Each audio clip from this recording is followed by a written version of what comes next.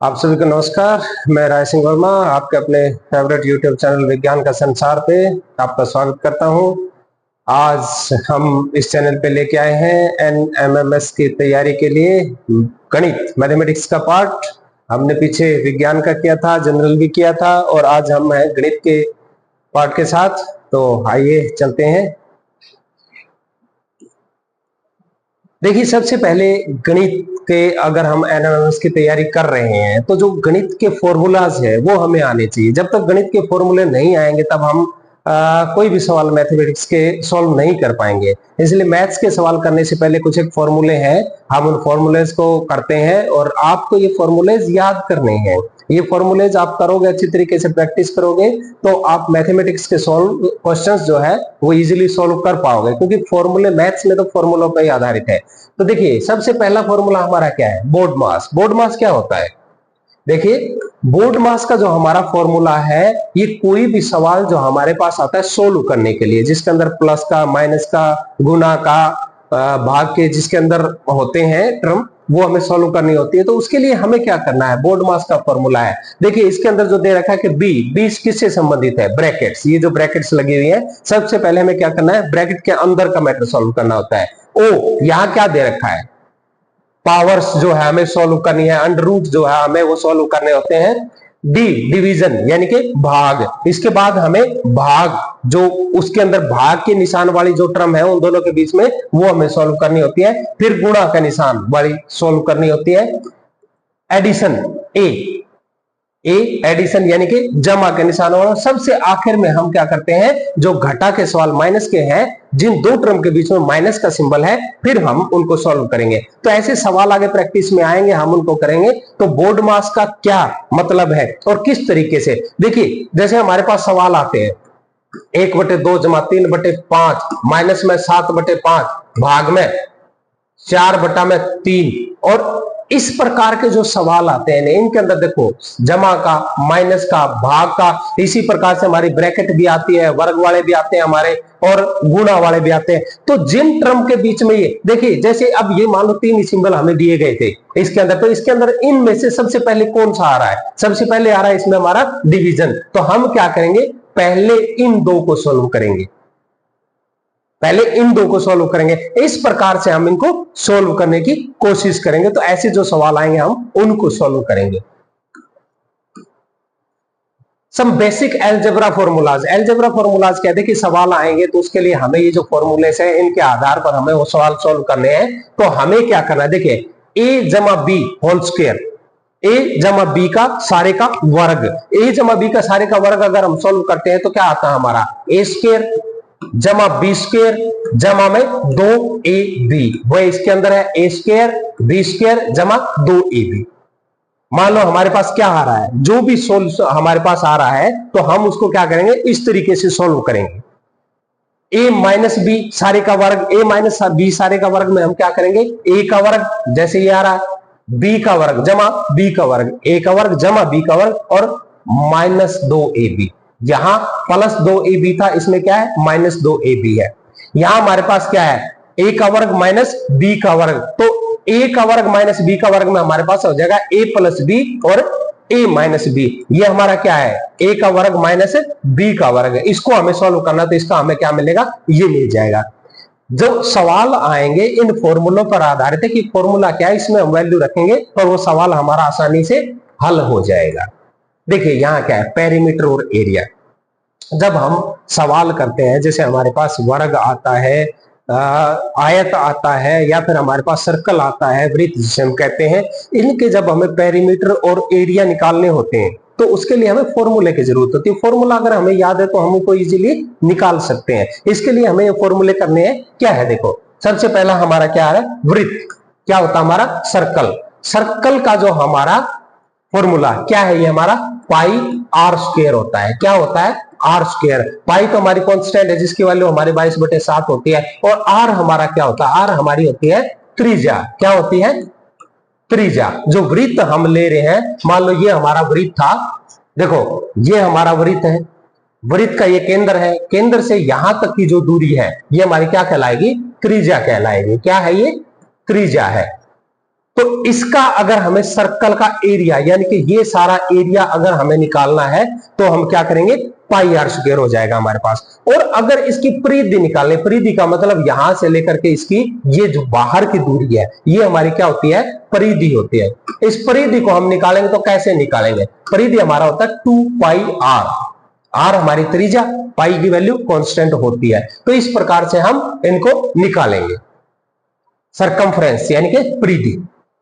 फिर आता है स्क्वायर। स्क्वायर का अगर हमें एरिया निकालना हो, स्क्वायर का एरिया क्या होता है, भुजा गुणा भुजा, यानी कि side into side, side square हो जाएगा। तो साइड स्क्वायर में हमारी साइड के आगे एक साइड हमने एक्स ले ली, दूसरी साइड हमारे क्या आ जाएगी, देखो ये हमारे पास जैसे क्या है, वर्ग है, ये वर्ग के 4 साइडें होगी। अब ये चारों की चारों क्या हमारी बराबर है, इसको हम एक को एक्स मान लेते हैं, एक एक्स है तो इसका एरिया क्या होगा, एरिया होता है साइड इंटू साइड, साइड को साइड से गुणा कर देते तो हमारा क्या हो जाएगा, यानी कि एक्स स्क्वायर, एक्स को हमने एक्स से गुणा किया तो हमारा क्या आ गया, एक्स स्क्वायर आ गया। तो साइड स्क्वायर कह लो, एक्स स्क्वायर कह लो, क्योंकि साइड एक्स दे रखी थी इसमें हमारे, तो ये क्या आ जाएगा हमारा, इसका एरिया आ जाएगा। लेकिन अगर हम इसकी परिधि की बात करें, परिधि यानी कि इसका पेरीमीटर, परिधि होगी हमारी किसमें, वृत्त के अंदर, सर्कल के अंदर, इसमें क्या होगा हमारा पेरीमीटर। तो पेरीमीटर क्या होता है, बाहर की जो इसकी लेंथ है वो क्या होगी, पेरीमीटर। अब ये चारों भुजा बराबर है, एक भुजा हमें दे रखी है, तो इसको 4 से अगर हम गुणा कर दे तो क्या हो जाएगा हमारा, 4 गुणा में x, क्या हो जाएगा हमारा 4x, 4x क्या हो गया हमारा इसका पेरीमीटर, क्या हो गया हमारा पेरीमीटर। तो इसका वर्ग का पेरीमीटर क्या हो जाएगा हमारा 4x हो जाएगा। इसी प्रकार से देखो जैसे हमारा आयत होता है, आयत, आयत में हमारा क्या हो जाएगा, ये हमारा आयत है, ये और ये भुजा आमने सामने की बराबर होती है, ये और ये भुजा इसके आमने सामने की बराबर होती है। तो इसका अगर हम पेरीमीटर निकाले तो पेरीमीटर का मतलब क्या होगा, ये और ये जोड़ के अगर हम उसको 2 से गुणा कर दे तो हमारा क्या आ जाएगा, आयत का परिमाप आ जाएगा, पेरीमीटर। तो देखो ये x है और ये हमारे क्या है, y है।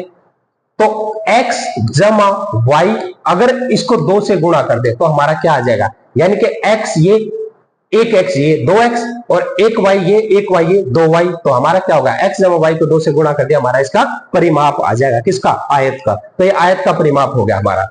इस तरीके से आयत का अगर हमें क्षेत्रफल निकालना हो तो क्षेत्रफल होता है लंबाई गुणा में चौड़ाई, लंबाई कितनी है x और चौड़ाई कितनी है y, तो क्षेत्रफल हमारा क्या हो जाएगा, x गुणा में y, यानी कि x y, ये हमारा क्षेत्रफल हो जाएगा। देखिए इसका एक उदाहरण हम करते हैं, क्या है, देखो ये था हमारा, जैसे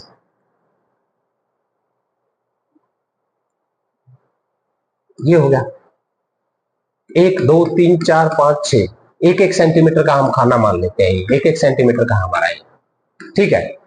अब इसके अंदर लंबाई कितनी है, 3 सेंटीमीटर, चौड़ाई कितनी है हमारी 2 सेंटीमीटर, तो इसका क्षेत्रफल कितना होगा, 3 गुणा 2 बराबर 6 सेंटीमीटर स्क्वायर, क्या आ जाएगा 6 सेंटीमीटर स्क्वायर। ये चीज याद रखना, इसकी जो इकाई होती है ना, कई बार क्या होता है पेपर में आपसे जब प्रश्न पूछा जाता है तो उत्तर में आपको 2 एक जैसे ही लगते हैं, लेकिन उनमें फर्क क्या होता है, जैसे मान लो इसी का पूछ लिया, इसी का आपसे अगर क्षेत्रफल पूछ ले तो उसमें 2 ऑप्शन आपको दे दिए, 6 सेंटीमीटर और 6 सेंटीमीटर स्क्वायर, यानी कि वर्ग सेंटीमीटर। तो आपका उत्तर क्या होगा, आपको उत्तर ये देखना, यहां हमने सेंटीमीटर यानी कि सेंटीमीटर को सेंटीमीटर से गुणा किया था, तो वर्ग सेंटीमीटर यानी सेंटीमीटर स्क्वायर हमारा बन रहा था, तो वर्ग सेंटीमीटर वाला इसका उत्तर होगा, ना कि ये चीजें ध्यान रखनी है आपको इस चीज के अंदर। आगे देखिए इसमें क्या आता है, रेक्टेंगल का हमने कह दिया एरिया क्या होता है हमारा x और y, और पेरीमीटर हमारा x जमा y को 2 से गुणा कर दिया। अब ट्रायंगल, ट्रायंगल का एरिया अगर हमें निकालना तो क्या होता है, त्रिभुज जो होती है, त्रिभुज का क्षेत्रफल हम कैसे निकालेंगे, एरिया का मतलब क्षेत्रफल, त्रिभुज का क्षेत्रफल कैसे निकालेंगे। देखिए ये हमारी कोई त्रिभुज है, त्रिभुज का क्षेत्रफल हमें निकालना है, ये 3 भुजाओं है, पहले तो इसका पेरीमीटर क्या होगा, ये एक भुजा a, ये b और ये c। अगर इसका हमें परिमाप निकालना है तो परिमाप हमारा क्या होगा, परिमाप हमारा हो जाएगा तीनों साइड का जोड़, यानी कि x जमा y जमा में z, ये हमारे तीनों a जमा b जमा c, x y z दे दो या a b c दे दो, तो हमें क्या करना, उनका तीनों का टोटल करना, ये क्या हो जाएगा परिमाप, पेरीमीटर हो जाएगा, किसका, ट्रायंगल, त्रिभुज का, त्रिभुज का परिमाप कह लो, ट्रायंगल का पेरीमीटर कह लो, तो ये हमारा हो जाएगा। अब ये कहते हैं इसका क्षेत्रफल क्या होगा, इसका क्षेत्रफल होता है 1/2 गुणा बेस, बेस गुण इंटू हाइट, क्या होता है, बेस इंटू हाइट। बेस क्या होता है हमारा, आधार। क्या होता है, 1/2 गुणा में आधार और गुणा में ऊंचाई। ये हमारा क्या है, क्षेत्रफल निकालने का फॉर्मूला। किसका, एक त्रिभुज का। त्रिभुज का क्षेत्रफल निकालने, हाइट क्या होती है, इसकी हाइट, ये इसकी हाइट है यहां से और यहां तक की। तो ये क्या हमारा क्या हो जाएगा, त्रिभुज का क्षेत्रफल निकालना। देखो बेस इंटू हाइट यानी कि आधार गुणा में ऊंचाई, 1/2 गुणा आधार गुणा ऊंचाई, और पैरामीटर क्या होता है, a प्लस बी प्लस सी यानी कि तीनों भुजाओं का जोड़। अब आता है area of equilateral triangle. Equilateral triangle क्या होता है, इक्वल, जिसकी सभी भुजाएं बराबर हो, इक्विलेटरल ट्रायंगल। देखिए ये जो हमारी थी, मान लो ये हम ले रहे हैं, ये तीनों भुजाएं इसके बराबर है, 1 2 3, ये भी ए और ए तीनों बराबर है, तीनों बराबर है। तो इसका एरिया निकालने के लिए और इसका परिमाप निकालने के लिए, देखो परिमाप में तो तीनों भुजाएं अगर बराबर है तो ए जमा बी जमा सी करने के बजाय हम क्या करेंगे, एक भुजा के माप को 3 से गुणा कर देंगे, क्योंकि तीनों भुजाएं बराबर है। तो क्या आ जाएगा हमारा, 3a आ जाएगा। और अगर एरिया निकालना हो तो एरिया का क्या है, इक्विलेटरल ट्रायंगल का एरिया होता है वर्गमूल 3/4 गुणा में ए स्क्वायर, वर्गमूल 3/4 ए स्क्वायर, यानी कि ये होता है हमारा, क्या हो जाएगा ये फॉर्मूला, किस चीज का, इक्विलेटरल ट्रायंगल यानी कि समत्रिभुज जिसकी तीनों भुजाएं बराबर हो, उसका क्षेत्रफल निकालने का। ये हमारा क्या हो जाएगा, गणित के अंदर मैथ्स और हिंदी में और इंग्लिश में दोनों में आपको मिलेगा। आप हिंदी में भी समझ सकते हैं उसको, इंग्लिश में भी समझ सकते हैं, ज्यादा इसमें डिफरेंस नहीं है, तो आप इसको आसानी से कर सकते हैं। अब देखिए हमारा आगे क्या होगा, अब हमारे सवाल शुरू होते हैं। अब तक हमने क्या किया था, अब तक हमने किए थे फॉर्मूले, कि किन फॉर्मूले के आधार पर हम गणित के सवालों को हल करेंगे। गणित के सवाल हमने यहां हल किए, तो अब हमारी शुरुआत होती है। पहला सवाल हमारा क्या है, देखो इवेल्युएट द फॉलोइंग। ये जो टर्म दे रखी है इसको हमें क्या करना है, सोल्व करना है। किसको, इसको। अभी मैंने आपको सबसे पहले बोर्ड मास का फॉर्मूला बताया था, इसके अंदर सिर्फ एक ही निशान है, तो हमें यहां बोर्ड मास के फॉर्मूले का जरूरत नहीं है। लेकिन अगर एक से इन टर्म के ज्यादा होती तो फिर हमें बोर्ड मास फॉर्मूले का प्रयोग करना पड़ता। अब हमें यहाँ 2 ही टर्म दी गई है। पहली क्या हमारी 1/7 और दूसरी हमारी क्या है, देख पहली हमारी है 1/7 और दूसरी हमारी क्या है, माइनस में 1/3। इसको हल करना है तो कैसे करें, देखिए नीचे की जो टर्म है उनका एलसीएम ले लो। हमारा क्या हो जाएगा 21, 7 पिया 21, 3 माइनस 7, तो हमारा क्या आ जाएगा, ये ज्यादा है हमारा कितना, -4 और नीचे क्या है 21। तो इसका उत्तर हमारा क्या आएगा, -4/21। ये हमारा पहला ऑप्शन, इसका क्या रहेगा, इसका उत्तर रहेगा हमारा। तो इस प्रकार से हमें हल करने हैं, ज्यादा सोचने की जरूरत नहीं है। 2 सिंबल दे रखे, माइनस का निशान है, सीधा एलसीएम लो और सीधा इसको हल कर दो हमारा। अगला ये कहता है यदि a अनुपात b 5:6 है, क्या है, a और b का अनुपात जो है वो हमारा क्या है 5:6 है, और b और c का अनुपात क्या है 8:9 है। तो ये क्या कह रहा है कि a अनुपात b अनुपात c तीनों का एक साथ क्या अनुपात होगा, वो बताना है। देखिए ऐसे जब सवाल आ जाते हैं तो हमें क्या करना है, जो इनमें दोनों में कॉमन है b, इसका अनुपात दोनों में हम बराबर कर लेंगे।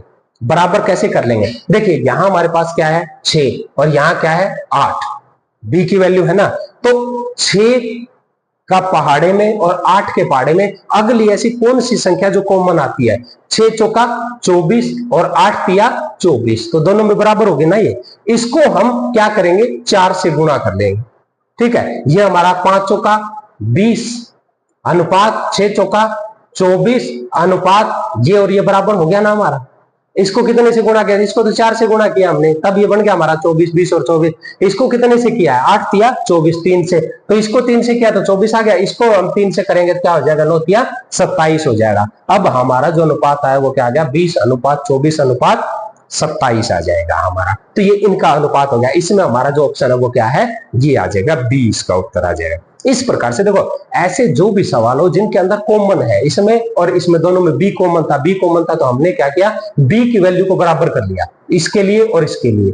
इसके लिए बराबर किया तो इन दोनों को 4 से गुणा कर दिया, हमारा बराबर आ जाएगा 24 हो गया। इसमें भी ऐसे होगा 8 तिया 24, इसमें 6 चौका 24, इसको 4 से गुणा किया पूरे को, इसको 3 से किया तो हमारा रेशो बन गया। इस प्रकार से हमें सवाल हल करने हैं। अगला सवाल देखो क्या है, किसी घन की भुजा को दोगुना करने पर उसका आयतन होगा। कोई घन है, घन क्या होता है पता ना, क्यूब हम जो घरों में खेलते हैं सॉल्व करते हैं वो घन ही होता है, क्यूब का मतलब ही घन होता है। इंग्लिश में उसको क्यूब बोलते हैं और हिंदी में घन बोलते हैं। हमारा जो एक वर्गाकार जो कमरा लगा लो, उस टाइप का बॉक्स लगा लो, वो क्या होता है हमारा घन होता है, जिसकी लंबाई चौड़ाई और ऊंचाई बराबर होती है। देखिए अगर हम एक घन बना करके दिखाएं आपको, ये हमारा जैसे, तो ये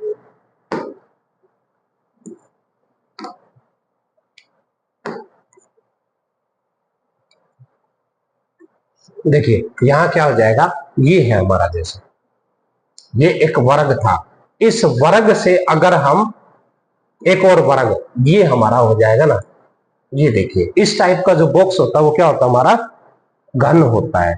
अब इस घन के बारे में जो सवाल है वो क्या कह रहा है कि एक घन की अगर भुजा को दोगुना करने पर उसका आयतन क्या होगा।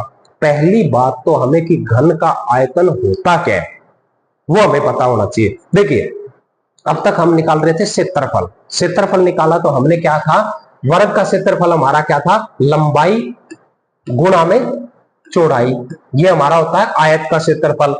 भुजा गुणा में भुजा हमने किया था ना, भुजा गुणा भुजा, ये होता है हमारा वर्ग का क्षेत्रफल। लेकिन अगर आयतन निकालना है तो उसमें हमारा क्या हो जाएगा, लंबाई गुणा चौड़ाई गुणा ऊंचाई, क्या होता है ऊंचाई, क्या हो जाएगा इसमें ऊंचाई हो जाएगा हमारा।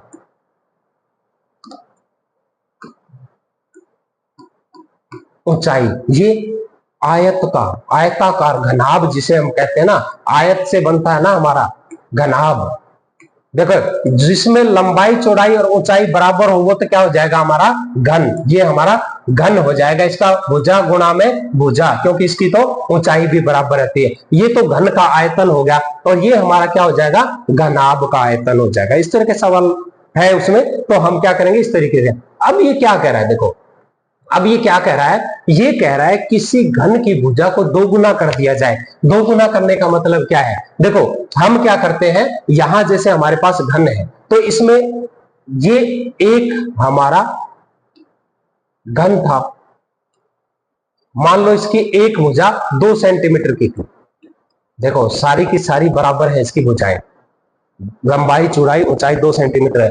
ये कह रहा है इसका आयतन निकालो। पहले आयतन क्या होगा, लंबाई गुणा चौड़ाई गुणा ऊंचाई, क्योंकि बराबर है इसकी तो तीनों घन है ये, तो घन तो वर्ग से ही बनता है ना। अब 2 गुणा 2 कितना हो जाएगा हमारा 8, ठीक है। और इसका अगर हम दोगुना कर दे, इसको दोगुना करने का मतलब है एक भुजा को अगर हम 4 कर दे, 4 सेंटीमीटर लगा लो हमारा, तो इसमें क्या हो जाएगा हमारा 4 गुणा में 4 गुणा में 4, आयतन पे क्या फर्क पड़ेगा 64, 4 चौके 16, 16 चौके 64, कितने गुणा बढ़ गया ये 8 8 64, यानी कि 8 गुणा 8 बराबर 64 होता है हमारा। ये 8 था तो कितने गुणा बढ़ गया 8 गुणा, कितने गुणा बढ़ गया, दोगुना करने पर भुजा को अगर हम दोगुना कर देते तो उसका आयतन क्या होगा, उसका आयतन हमारा क्या हो जाएगा 8 गुना बढ़ जाएगा। कितना बढ़ जाएगा 8 गुना। इस तरीके से इनको समझना है। आयत दे रखा हो,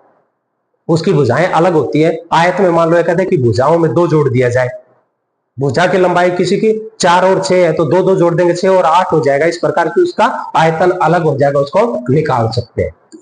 अगला सवाल, निम्नलिखित में से किस परिमेय संख्या को शांत दशमलव के रूप में व्यक्त किया जाता है। शांत दशमलव क्या होता है, शांत दशमलव देखिए दशमलव वाली कोई संख्या है, मान लो हम ये लिख रहे हैं कि 25.2, ये दशमलव के बाद की संख्या आ गई ना हमारी, दशमलव के बाद 2 आ रहा है इसमें। शांत दशमलव वो होता है जिसके अंदर क्या होता है, या तो पीछे की संख्या दशमलव के बाद, यानी कि इस दशमलव के बाद जो दायां भाग है उसकी संख्या 0 हो, या फिर लिमिटेड हो। लिमिटेड का मतलब जैसे ये 25.25, यहां क्या हो गया हमारा खत्म हो गई है। एक आता हमारा जैसे 25.28.37795 ये जो चलता है ये शांत दशमलव नहीं है। शांत दशमलव वो होता है जिसमें दशमलव के बाद की वैल्यू या तो 0 हो या फिर लिमिटेड हो। वो क्या होता है हमारा शांत दशमलव होता है। तो इसका जो उत्तर रहेगा हमारा वो रहेगा ये। क्यों? क्योंकि ये जो इसका जो जब हम इसको भाग करेंगे तो इसका जो दशमलव वैल्यू आएगी ना वो लिमिटेड आ जाएगी, जीरो तो नहीं आएगी, क्योंकि जीरो कब आता है जब पूरा पूरा भाग हो जाता है। मान लो 50 है और उसका पूरा पूरा अगर हम भाग कर रहे हैं 10 से तो हमारा क्या आ जाए 5.0, तो ये पूरा पूरा आ गया। लेकिन वहां अगर लिमिटेड आ जाए तो ये क्या था हमारा शांत वैल्यू, शांत दशमलव आ जाएगा। 45 का कितना प्रतिशत चम्मन होगा? 45 का कितना प्रतिशत चम्मन होगा? देखो 45 का अगर हम बात करें 100%, तो 45 का 100% हमारा क्या होता है? 45 का 100% 45 है हमारा। तो अगर 54 है, 54 तो कितना ज्यादा है? 54 में से 45 कितना बच गया हमारा? 9, 9 पंजे 45, पांचवा हिस्सा। तो पांचवा हिस्सा 100% का पांचवा हिस्सा कितना हो जाता है? 20%। ठीक है, तो हमारा कितना हो गया? 45 का 54, यानी कि 45 में 54 और जुड़ गया। 45 का 100 तो ये था और प्लस 9 कितना हो गया हमारा? 20%। तो हमारा कितना हो जाएगा? 120%। तो हमारा उत्तर क्या आएगा इसका? ये आ जाएगा। अगला, एक वृत्त का क्षेत्रफल 154 वर्ग मीटर है, वृत्त की परिधि क्या होगी? देखिए वृत्त की परिधि हमें निकालनी है। मैंने फॉर्मूले बताए थे अभी, तो उसमें हमारा क्या था? Pi r square. Pi r square हमारा क्या होता है? वृत्त का क्षेत्रफल है। तो वृत्त का क्षेत्रफल 154 वर्ग किलोमीटर दे रखा है, यानी कि पाई आर स्क्वायर 154 है। तो यहां से हम क्या निकाल लेंगे? आर स्क्वायर निकल जाएगा हमारा। आर स्क्वायर अगर हम निकालेंगे तो ये हमारा क्या हो गया? 154, और उसमें हमें निकालना क्या है? 2 पाई आर। परिधि क्या होती है हमारी? 2 पाई आर। तो पाई दोनों में आ रहा है। देखिए हम यहां पहले निकाल लेते हैं इसको। आर स्क्वायर बराबर कितना हो जाएगा? 154। ठीक है, और पाई क्या होती है यहाँ? 22/7। तो उधर जाएगी तो क्या हो जाएगी? 7 बटा में 22, 20 सत्ता 140, कितना आ गया हमारा? 49। क्या? Are square. आर स्क्वायर 49 है, तो आर हमारा क्या हो जाएगा? वर्गमूल 49 √49। तो ये हमारा क्या आ जाएगा? 7। अगर 7 रेडियस हमारा आ गया है तो अब हम क्या निकाल सकते हैं? इसकी परिधि निकाल सकते हैं। 2 गुना में 22/7 गुना में त्रिज्या क्या है? 7, 7 से 7 कर क्या कितना आ गया? 44। तो इसका हमारा उत्तर क्या रहेगा? 44 मीटर। ये आ जाएगा हमारा। अगला देखिए, वर्ग अंतराल 90 से 100 में 90 वर्ग की सीमा है। 90 वर्ग की सीमा क्या है?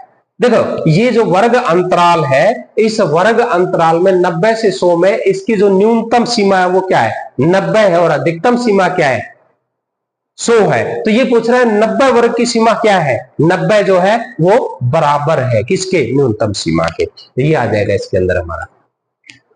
इसको देखो, काटना ही तो है, सोल्व करना है। देखने के बाद पता ना क्या लग रहा है क्या होगा, लेकिन नहीं, उत्तर कैसे आएगा? देखो अभी मैं बता रहा हूं। ये क्या है? 15 MMN, 15 MM और N, और नीचे भाग करना है इसको किससे? 5M और M। हम क्या करते हैं? इसको तो काट देते हैं 5 या 15, लेकिन हमने M से M भी काटना है। इस M से M कटेगा तो बचा क्या हमारा? 3N। तो उत्तर हमारा क्या आएगा? 3N आएगा। साथ में ये जो चीज दे रखी है, इनको काटना भी होता है, गुणा करना है तो गुणा भी करना होता है। अर्धवृत्त में बने कोण होते हैं। क्या होते हैं अर्धवृत्त में बने कोण? देखिए अर्धवृत्त क्या है हमारा? अर्धवृत्त की अगर हम बात करें, ये हमारा जैसे ये हो जाता है हमारा अर्धवृत्त, आधा वृत्त। अब इसमें अगर हम कोई भी कोण बनाएंगे तो वो हमारा कोण क्या आएगा? 90 डिग्री का आएगा। यहां से आप यहां बना लो या यहां बना लो, कहीं भी बना लो, ये जो कोण आएगा आपका 90 डिग्री का, यानी कि क्या होगा? वो समकोण। अर्धवृत्त में बना कोण हमेशा क्या होगा? समकोण होगा। इसको सोल्व करना है। कैसे करोगे सोल्व? देखो देखने से क्या लग रहा है? सिंपल। इसको करो, क्या है ये? 4x जमा 3 बटा में क्या है? 2x जमा में 7 बराबर 0। किस तरीके से करें? कुछ नहीं करना है, इसको इससे गुणा करो, क्योंकि नीचे की संख्या दूसरी साइड जाएगी तो इसको गुणा करें। 0 से किसी भी संख्या को गुणा करें, क्या हो जाएगी?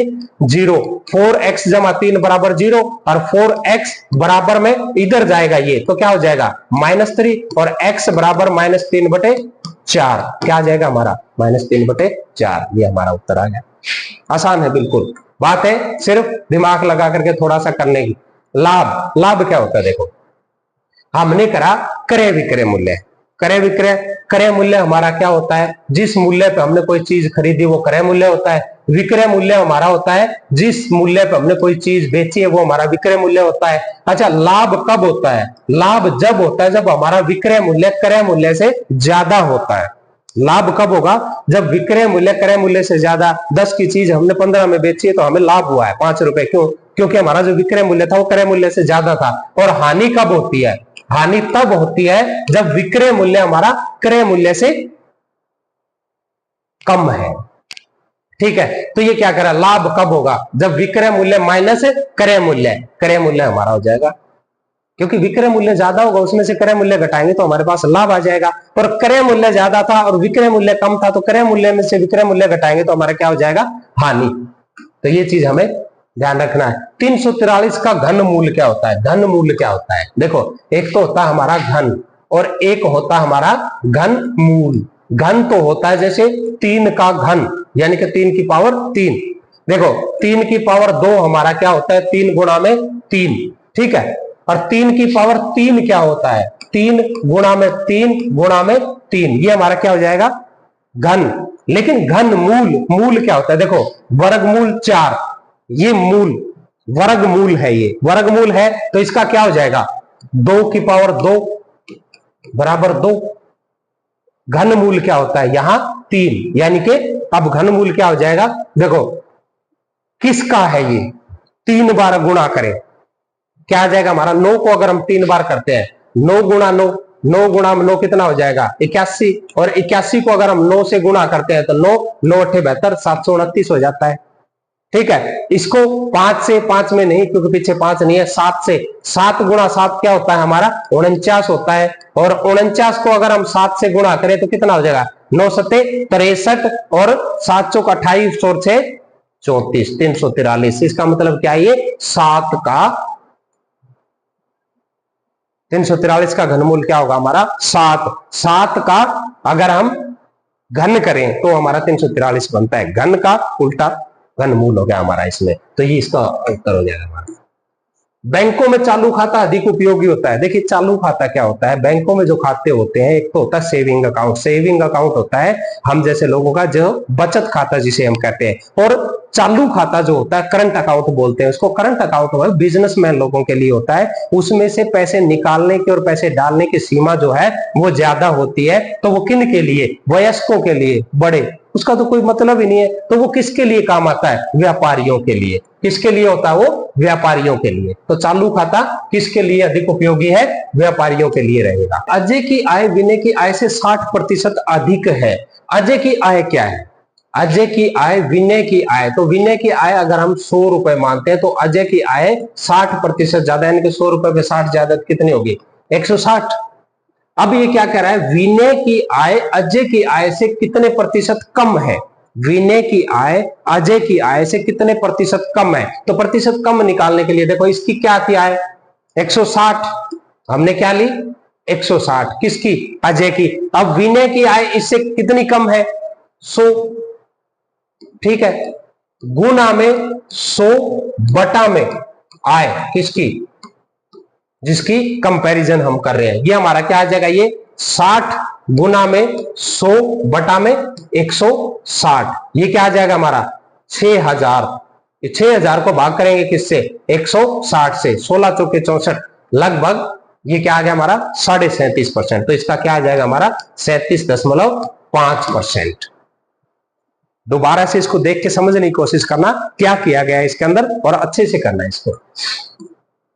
ये क्या कह रहा है, इनमें से परिमेय संख्या नहीं है। परिमेय संख्या हमारी क्या होती है, देखिए परिमेय संख्या वो होती है जो P बटे Q की फॉर्म में हो हमारी, ठीक है। तो P बटे Q की फॉर्म में हमारी, यानी कि P बटे Q, ये हमारी क्या है 0/1 है, 0/5 है, लेकिन ये हमारी क्या संख्या होती है,